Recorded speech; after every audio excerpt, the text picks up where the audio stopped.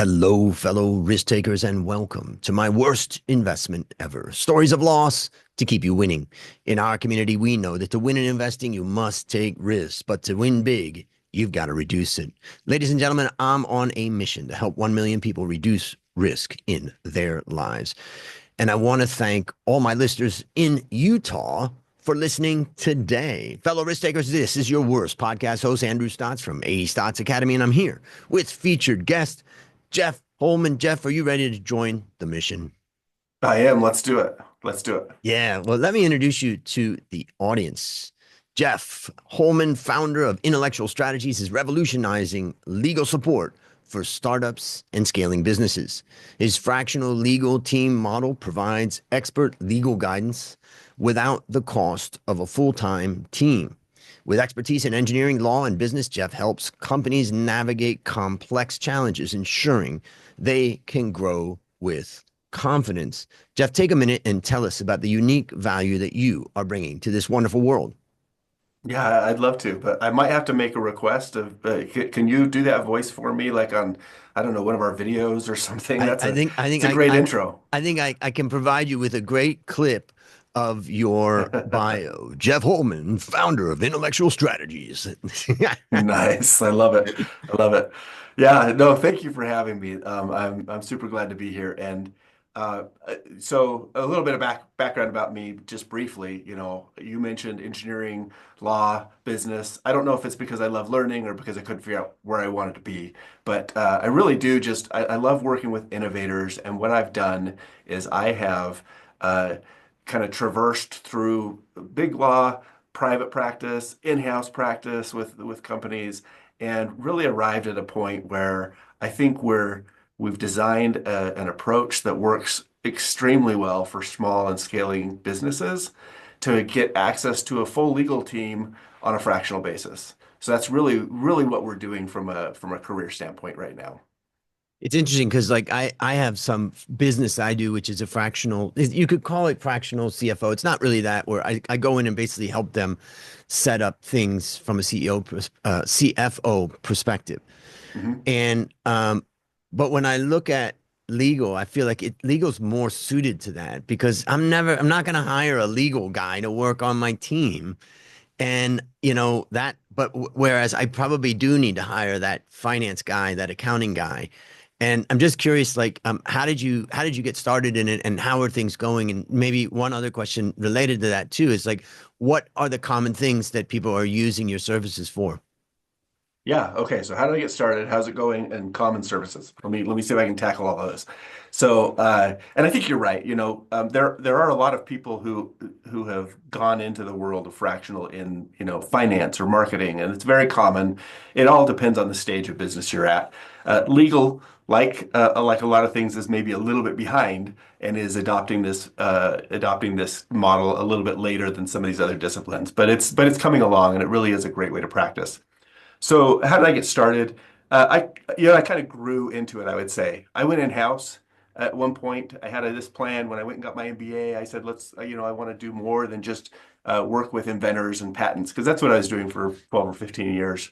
And when I went in-house, I immediately said to myself, I think I've been practicing the wrong way. And I don't mean I was doing it poorly. I was just doing it the way that attorneys taught me to do it, not the way that the business executives and the clients who I had been working with previously really needed me to operate with them and communicate with them. So there was really a light bulb moment for me 10 years ago or so when I went in-house and I saw there's a better way to do this. When I transitioned out of that role, I really did it slowly. I offered to help find a replacement for me. I thought this would be a 2 month endeavor. It ended up being 18 months. And so I was effectively, without knowing what it was called, operating as fractional general counsel for this company for 18 months beyond my W-2 employment. And so it really did just grow out of that and has evolved a little bit since there into more of a team approach so that we can provide more services, reduce risk, as you mentioned in your intro, around bottlenecks and things like that. So that's how it began and how it's going now. And it's really going well. I think we're really just building momentum. We're a small business. We're entrepreneurial, just like a lot of the clients we work with. And so we're doing a lot of the same things bringing this fractional legal team to market. It requires validation of the business model. It requires educating the market about what we do. And so we go through a lot of the exact same things in just a little bit different variant, as a lot of our clients do. But it's going well. We're building a team. We're having success. The clients we work with love the model. It really is the best way to practice law with small businesses, startups, founders, scaling companies, just because it feels like you have an entire legal team just down the hall. You can pop your head in and say, "Hey, Jeff, I got a quick question for you," as opposed to, what we've all come to know, the dreaded, 15-minute phone call that gets billed, so you don't want to call your attorney. Uh, so it's going well. It's being received well. We just need to get the word out. Yep. I think I answered two of your questions. Your third Yep. question The was, third question what are is like, the, what's the most common yep, what's the most common services or stuff? questions? And Yeah, so for me and my team, I have a really extensive background working with inventors, innovation, patents, trademarks, and other IP. So we get a lot of what I call IP-centric companies or innovators who come to us. Innovators, of course, are building new products, they're building new brands, and their business really centers around that product or that brand. And so we tend to work with a lot of e-commerce companies bringing new products to market. We also tend to work with a lot of SaaS companies bringing new, software services to market. And then we work with what I always call deep tech. It's those PhDs that are, working maybe in connection with universities and other places working on technology that's 20 years out, might be used someday and it might not, but it's research that is often government funded and things like that. So those are our main categories that we work with. A lot of IP is what, people come to us because they want to protect those innovations, the patentable inventions, the trademarkable brands. And then, because of my background with the MBA and the way I've expanded services, we just kind of do 95% of what every company needs from the moment that the founder has that idea in their head to the day when they're running a successful business and managing all of the same functions that a Fortune 500 does, just at a much smaller scale. mm. And just selfishly, I want to explain, and I think this may be represented by some of my listeners too, that, they probably have similar questions. But many years ago, I started a course called Valuation Masterclass. Okay, And it's all of my knowledge in how to value a company. And then very cool. I got a website called valuationmasterclass.com. And then I basically have been selling it since 2017 out in the market. And so, and I launched the course basically 5 or 6 times a year. It's a 6 week course, and then another 6 weeks for those people that want to go more advanced. And so I've had, let's say, about 1,000 students through, they've entered it. Not all have made it to the end because I'm pretty tough on that. But the point is, what for somebody that's listening or viewing that has created some sort of intellectual property revolving around information, a course, that type of thing. What's your Mhm. general, what general advice do you give, or how do you help someone in that type of situation? That's a great question. I always like to dig in a little bit into the strategy behind the course or the revenue model that's being used. You're doing, it sounds like, maybe not so much of an evergreen strategy as timed limited releases, stuff like that. And so, but ultimately, are you or is somebody else?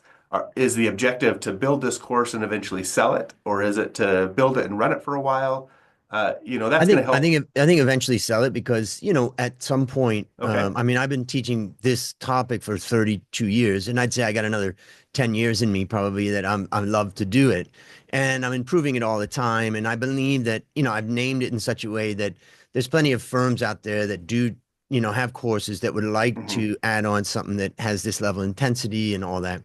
So Yeah. definitely, I think that the truth is whenever for the listeners and viewers out there, when you get the same question, you better be answering this question, I'm going to sell it someday, because if you're not envisioning that, then what are you doing? And the idea of thinking I'm going to sell this really forces you to make sure you're professionalizing it and all that. So yes, that's the answer.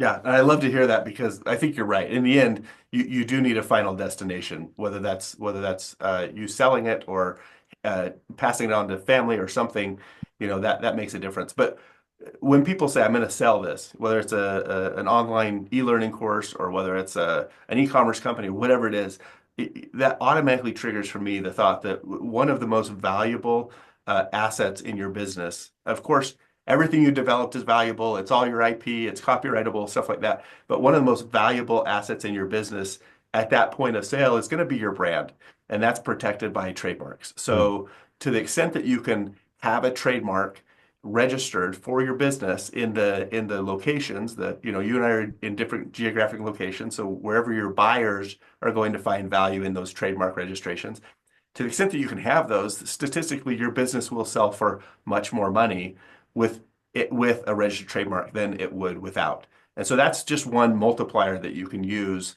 and think about. It's relatively easy to do. You're already doing all the branding anyways. Why not build the brand in a way that is also protected in addition to just market it? And so that's my number one piece of advice for most businesses is look at your branding and look at where that's going to drive value in your enterprise eventually. And just because you sparked a question in my head, my students come from 51 different countries around the Yeah, world. that's amazing. So my question then is, okay, how the heck do you trademark something when you know it really is you're selling it all around the world?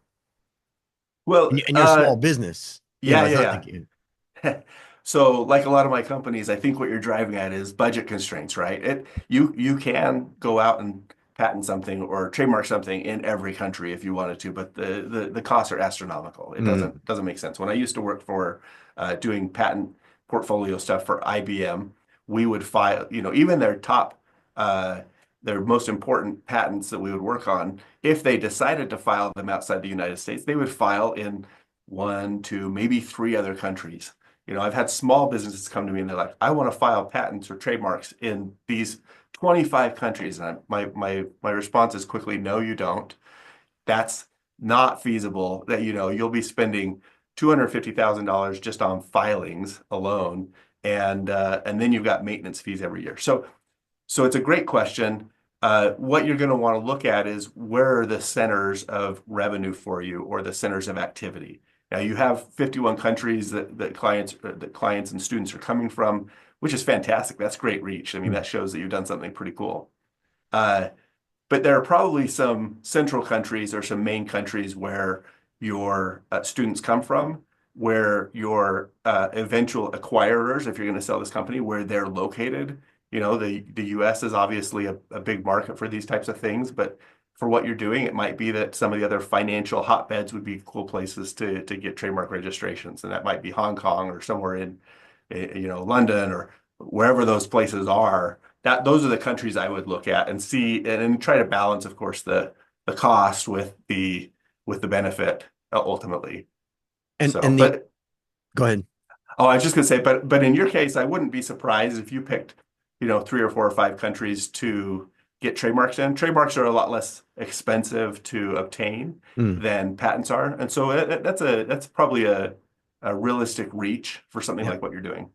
And is there a market that brings more clout to that trademark, or other countries? It's harder for. Let's say you can't do every market, but you pick a couple of markets like U.S. or something, and then does that protect you a little bit more globally, or is that just only really just protect you in the U.S.?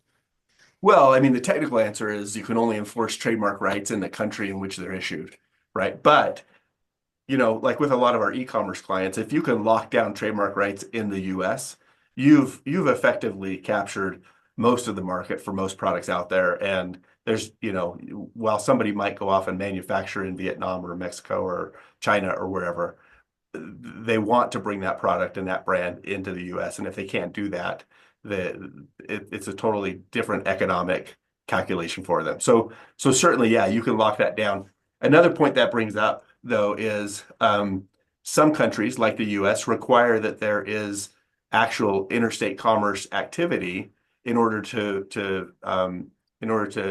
get qualify for trademark protection. Other countries don't require that, but the US and some countries do require that. So that would be a factor that you'd have to look at in the countries that you're evaluating. So let's now go back to your service. And for those listeners and viewers out there, they're thinking, yeah, I need to do some trademarks on stuff. Yeah. Is your specialty US or do you have, is it, you have partners or others that would do other countries or tell us more about that? Yeah, it's a great question. And we are jurisdictional, so we're licensed in the US. We work with clients all across the US. And we also work with a lot of clients outside the US who are coming into the US. So we have both of those covered. A lot of our clients will want to trademark something into other countries eventually. And so when we do that, we have a network of what we call foreign counsel that we work with. So, Hmm. we've probably worked with, I don't know if it's 51 countries, but we've probably worked with 40 or 50 different uh, with attorneys across 40 or 50 different countries to get patents and trademarks registered in those countries. And, Yep. and so what we do is we operate this, the same type of fractional model that we have. We do the same thing, and it's more of a managerial model. So while we can't file in Japan, for example, we will often be the hub for that network of decisions and legal strategy so that the strategy is consistent across filings across countries to the extent we can do that. So we'll often be the general counsel role or the IP counsel role, even though we're not the ones filing it in some of the countries. Okay, great. And for those people that want to learn more about what you're doing, including me, right? I think Yeah. you just mentioned for companies that are entering the US, I know my listener base is kind of 50-50, half US, half outside of US. So for those people that want to find out more about entering the US or using your services, what's the best place for them to go? Yeah, I always try to kick off with a call, a strategy call. People can go to my website really easily. You can right now see my calendar, see the calendar of one of my partners, and schedule a 30-minute call with us and just, outline kind of what you're doing, what you're working on. We enjoy talking with cool people, working on cool projects, and so we usually try to look at what's going on, and if there are messes that need to be cleaned up already, we'll talk about those too. But otherwise, we'll focus on what are your milestones coming up in your Mm, business for the next 12 to 18 months, because we yep. we really want to align and tailor our conversation to the milestones in your business. And so that's what we'll do in a 30-minute call and Yep. see where we get to. Great. And I'll have the link to uh, that strategy call in the show notes for the listeners and viewers out there, so you can go straight to it. Well, now it's time to share your worst investment ever. And since no one goes into their worst investment thinking it will be, tell us a bit about the circumstances leading up to it, and then tell us your story. Yeah, this is a tough question. I initially heard the question. I'm like, I don't make bad investments. And then as I thought about it further, I'm like, well, I have some great ones. And if I asked my wife, she'd say I have more than I thought I had, right? So, But not um, marrying your wife. that was not, no, no, that was not. In fact, my wife is so fantastic that she actually runs the operations for our law firm. When she was kind of, we've got 4 kids, when she was deciding, hey, I think I want to re-enter the workforce and do some things. It took me a bit, 4 or 5 or 6 months to convince her, but I said, hey, you really ought to come work with us. You would do fantastic. And she really does. So she That's was not a great. mistake. That's great. That's awesome. Yep. So, my worst investment. Let me give you just 2 options here because they both were around the same time. COVID was happening, and I was looking at how to spend some of my time and where to put some of our money. And I said, well, it would be really cool to follow this cold plunge and sauna business model. And I've got a building that I rent out some office space in, and I said, let's convert one of these suites into a cold plunge and sauna studio. Uh, that one might be my worst. It's probably not the one I've lost the most money on, but it was one where we took a big swing. It was a lot of fun. What we did was we actually built a studio. And let me back up because I don't know. Hmm. Maybe all of your listeners know about this. Maybe not. But in the U.S. there's this rising tide of people who are saying, they're following Andrew Huberman and other health fanatics in a way and saying you should cold plunge, right? You get your body into water that's below 60 degrees. I don't know what that is in Celsius, but it's cold, right? It's shockingly cold. And some people will get it down to 32 degrees or close to 32 degrees, which of course is freezing. Um, and you'll spend, you'll try to sit in there for 30 seconds or a minute or 4 minutes or 5 minutes, whatever time you can kind of reach a relaxation and meditative state in a sense. So you'll do that, and then you'll maybe jump in a either hot rock or infrared sauna and be in there for 20 or 30 minutes, and sometimes you'll cycle through and you'll do both. Uh, so we built a studio for this, and we said let's put in a couple saunas, let's put in a couple cold plunges. In fact, I found a company here local in Utah that was making cold plunges at the time, and got a couple investor friends of mine this, and I said, hey, we're doing this fun activity. Let's see what happens. Uh, let's see, where did it go wrong? Is that the question? Yeah, well, so the first thing is, you're describing, how you went into it. And one of the things I Yeah. always say about the worst investment ever is that we never go into it thinking it will be. Oh no, the spreadsheet looked great. The numbers were fantastic, and it followed another business that I've done that had some more success than this one ended up having. Um, so no, you don't go into it. And if I was really candid with my investors. I said, hey, here's what the numbers might be, but as a good attorney does, I said, here are 71 different ways that this could fail Yeah. and might not get your money back. So you gotta be upfront with people when you do that. And when I'm counseling clients who are out there raising money, I'm always very, very what's the word, watchful to listen to what they're saying, see what they're doing, and be like, okay, are you being fully candid with your investors? Super important, Mm, right? And mm. so it was important for me to be Yeah. fully candid with my investors. Um, but yeah, you're right. There's a And lot of stuff that can go wrong, and it doesn't look like it up front. I want to talk about that fully candid in a second with an experience that I have. But before we do that, so at what point did you realize, oops, that didn't go according to plan? Well, have you had employees? Have you have you had a retail business, a brick and mortar business with employees in it? It's tough, right? The way you hire, who you hire, availability becomes an issue. And I had a lot of fun designing the studio. I had a lot of fun kicking it off, meeting the members, hearing their stories, the health benefits they were getting, being there. It's only, 10 minutes from my house, so it wasn't that big of a deal to run over and be on site quite a Mm. bit. And that was, yeah, and you kind of have to be, to kick something off, you have to be really involved. I think it's really hard to hand stuff off from day one and say, go build this for me. And so I think what I tried to do was when we had some employees, I tried to get them more involved in the marketing side of things because Mm. because a lot of these businesses really are subscription membership businesses that are driven by the life cycle of the membership really determines how much you need to market, and your marketing funnel determines how broadly you need to market to get enough people in the funnel to make up for the churn or the absence of retention in your membership. So it's kind of a numbers game. It fits onto a spreadsheet pretty well.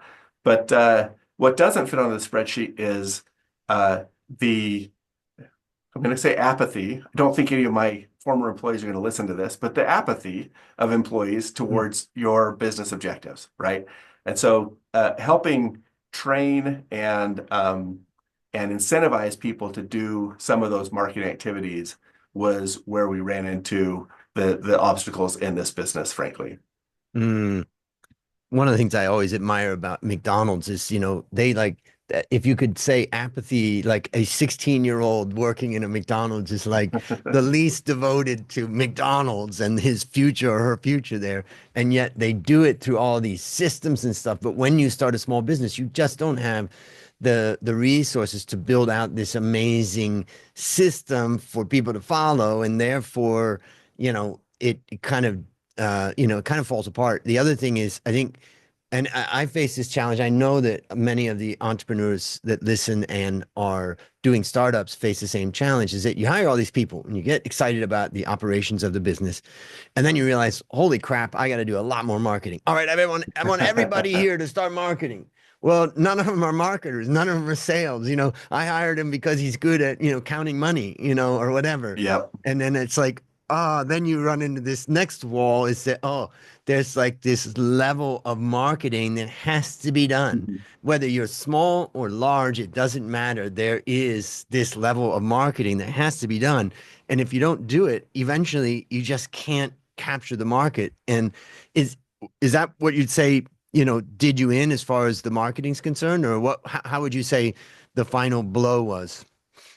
Well, so I think there are two things. I think one of it was marketing, and I realized that in order to do this, I needed to be marketing more, and I needed to be putting probably more money into it. Not that throwing money at problems always solves the problems, but it can help a lot more than no money, right? And so it was one, I got to put more money and time into developing SOPs, and frankly, we had some SOPs. It was more about babysitting, if I can say that, making sure things were getting done, having people send reports that they were getting done, and having layers of verification and accountability that things were getting done. And that was a breakdown for us.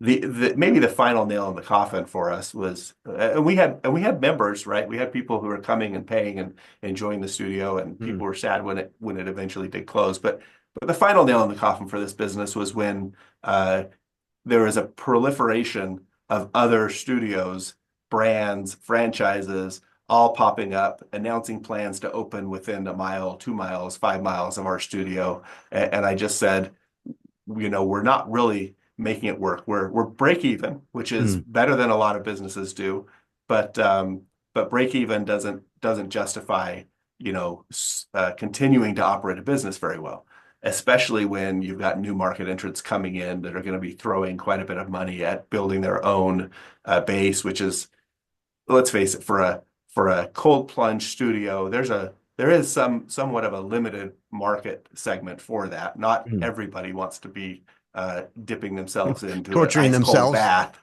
Yeah, as great as the benefits are, not everybody's into that, and I totally understand it. So as we watch the market evolve, then we said, this is something that we're just going to have to bow out of, which was a little sad because frankly, along the way, uh, you know, funny story, a little bit, I think.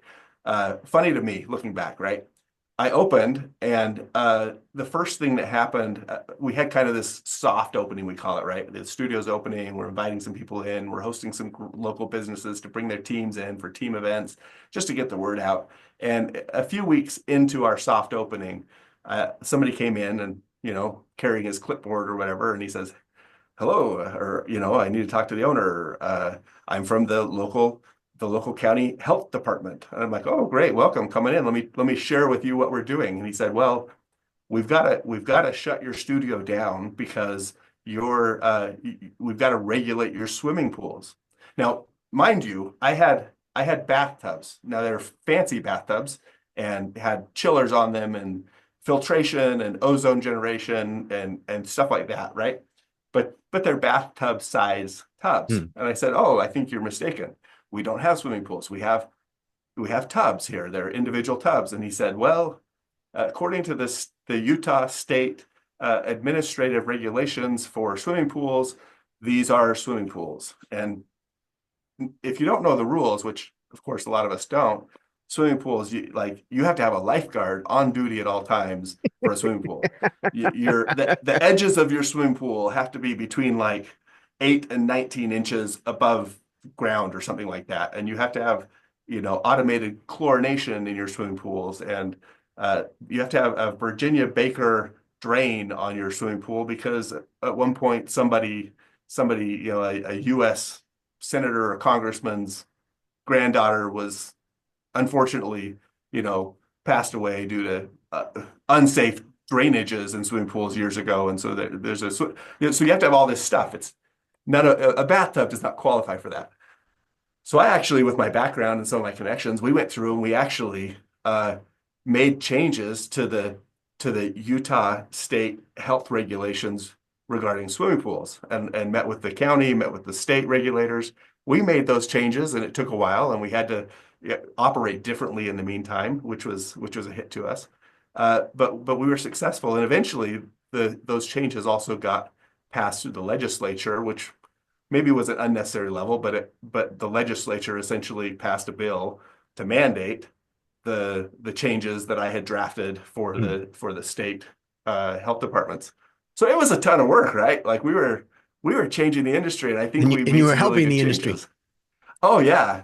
I'm not sure I should admit it, but if there was another business that had a different model where they weren't using individual tubs, and we did Mm, some drafting, intentionally, that was around the size of our tubs. And we said, hey, if you're an individual tub, you're not a swimming pool, right? And so mm. we catered to the kind of size constraints and configurations of what would be a normal bathtub. And I did hear from a state representative friend of mine who was involved in the process and helped me along the way, uh, that there might have been a yelling match somewhere around the state capitol outside of the legislative rooms from one of my competitors at the time because they were not happy about the language I had selected for what constituted a cold plunge tub. So It's one of the it, reasons why we want in the US, you want to try to avoid the tyranny of the administrative state because you want regulations to go through legislatures as much as possible because those are the only bodies truly that, we can change the people in there, and so that's an interesting, point about the whole process. So, yep. Uh, yeah. so let me ask you this. So let's think about the listener or the viewer that's listening, and they're like, "Hold on, wait a minute. I'm just in the process of setting up this similar type of business or something like it, Mhm. and you've just kind of woken me up, Jeff. I appreciate that. So let me ask you this question: based on what you learned from this story and what you continue to learn, what one action would you recommend that person take to avoid suffering the same fate?" I'm going to give you two pieces of advice, and they're contradictory because because of my legal role for a lot of clients, right? If I'm taking this from a very non-legal perspective, and a lot of founders do this, right? If you look at Uber uh, or Airbnb, these are businesses that are huge and valuable, and everybody knows them and uses them now. But when they started, were they compliant with local regulations? No, right? People were operating on the edge, and that's probably a euphemism for saying that they were operating illegally, Mm, or in violation of local regulations quite a bit. And so there's this aspect to starting a business that's new, that is, again, on the edge of regulations, and it a lot of these businesses are great ideas, but they don't fit with current regulations. And so to begin them, founders sometimes have to weigh the risks of operating in total compliance versus operating in maybe the spirit of the law as opposed to the letter of the law. I have to be very careful saying that with my clients because I mm, certainly can't say, hey, you should break the law, yep. right? I can tell you what the law is, I Push can the tell you what the risks limits. that are Yep. involved, and certainly nothing. I'm never going to say you should push the limits on something that has criminal, personal criminal liability or Yep. things like that. But there's some administrative things that maybe the risks outweigh or the benefits outweigh the risks, perhaps. And a lot of businesses are built that way. So my advice for some is, understand the risks, but understand that some businesses just have to be built around the edges, right? Mm, That's that. From a legal perspective, and thinking of maybe some of the other businesses I've invested in and projects I've done, you really can't ever do too much research. Now you can get stuck in analysis paralysis, of course, but to understand what you're getting into and get beyond the spreadsheet, if I can say that. That's what I think needs to happen for most businesses, is mm. get beyond the spreadsheet. And that might happen by, digging into regulations, or it might happen by going out and validating, your MVP. It might happen by, identifying channels that you're going to use, and the details of how to really use those channels to market or to drive revenue or whatever it might be. So I'll summarize that from a legal a legally compliant business perspective is validate well beyond the spreadsheet. Mm, great. Yeah. In fact, I was just thinking like go to another city or another state and go work in one of those businesses. Or I heard some advice from someone that I thought was really interesting. It said, find a business that does what you want to do in another state that's not going to be a competitor and say, I want to do an internship with you. And Mhm. what I propose is that I write all your SOPs for your business. Oh, that's fantastic. Yeah, and then my intent is I'm going to take those SOPs and I am going to set up a similar business, but in my own jurisdiction. And the benefit you're going to get is you're going to get all the SOPs, and the benefit I'm going to get is I'm going to also have the rights to those SOPs to implement in my business. Yeah, That was I love brilliant, that. you That know. that really is. It reminds me of what would be kind of an ideal scenario with a franchise business, right?